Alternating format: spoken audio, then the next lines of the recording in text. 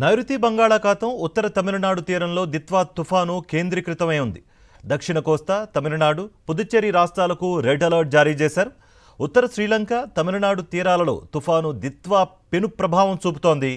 గత 6 గంటల్లో గంటకు 5 కిలోమీటర్ల వేగంతో ఉత్తరం వైపుకు కదిలి కారైకల్కు తూర్పున 80 కిలోమీటర్లు, జాఫ్నాకు ఈశాన్యంగా 140 కిలోమీటర్లు, పుదుచ్చేరికి ఆగ్నేయంగా 160 కిలోమీటర్లు, చెన్నైకి దక్షిణంగా 250 కిలోమీటర్ల దూరంలో ఉంది. దిత్వా రాబోయే 24 గంటల్లో ఉత్తర తమిళనాడు, పుదుచ్చేరి తీరాలకు సమాంతరంగా దాదాపు ఉత్తరం వైపు కదిలే అవకాశం ఉందని అధికారులు చెబుతున్నారు. ఇదే అంశానికి సంబంధించి మరింత సమాచారం మా ప్రతినిధి అనిల్ అందిస్తారు. అనిల్, ఇటు కోస్తా తీరాలపై ప్రభావం పడే అవకాశం ఉంది అండ్ ఇటు పుదుచ్చేరి కానీ తమిళనాడు తీర ప్రాంతాల మీద రెడ్ అలర్ట్ కూడా ప్రకటించారు. ఎలా ఉన్నాయి దీనికి సంబంధించి ఏర్పాట్లు, లేకపోతే మీ దగ్గర ఎటువంటి సమాచారం ఉంది?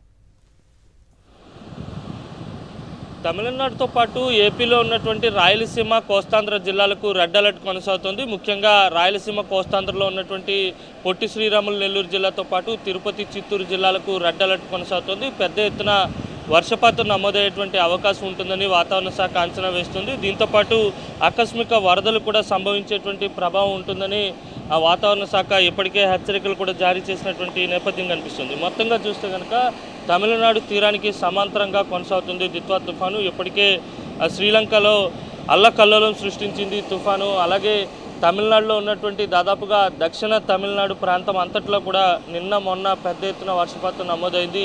ఈరోజు ఉత్తర తమిళనాడుపై అత్యధిక ప్రభావం ఉండేటువంటి అవకాశం కనిపిస్తుంది. ముఖ్యంగా పుదుచ్చేరితో పాటు చెన్నైలో ఉన్నటువంటి అన్ని ప్రాంతాల్లో కూడా కుండపోత వానలు కురుస్తున్నాయి. సమీపంలో ఉన్నటువంటి దక్షిణ కోస్తా, రాయలసీమ జిల్లాలపై కూడా ఇదే ప్రభావం కొనసాగబోతోంది. మనం విజువల్స్లో స్పష్టంగా చూడొచ్చు. సముద్ర వాతావరణం కూడా అలజడిగా మారినటువంటి తీరుని గమనించవచ్చు. మత్స్యకారుల హెచ్చరికలు కొనసాగుతున్నాయి. తీరం వెంబడి గాలుల తీవ్రత కూడా అధికంగా ఉంటుందని వాతావరణ శాఖ ఇప్పటికే హెచ్చరించినటువంటి నేపథ్యంలో ఆయా ప్రాంతాల ప్రజలను కూడా అలర్ట్ చేసింది. మొత్తంగా చూస్తే కనుక ఇటు నెల్లూరు, తిరుపతి, చిత్తూరుతో పాటు మిగిలిన జిల్లాల్లో కూడా భారీ నుంచి అతి భారీ వర్షాలు, 1-2 చోట్ల మిగిలిన ప్రాంతాల్లో భారీ వర్షాలు కురిసేటువంటి అవకాశం ఉందని వాతావరణ శాఖ ఇప్పటికే హెచ్చరికలు జారీ చేసింది. మొత్తంగా చూస్తే కనుక దిత్వా తుఫాను ఏపీ తీరం వైపుకు దూసుకొస్తుంది.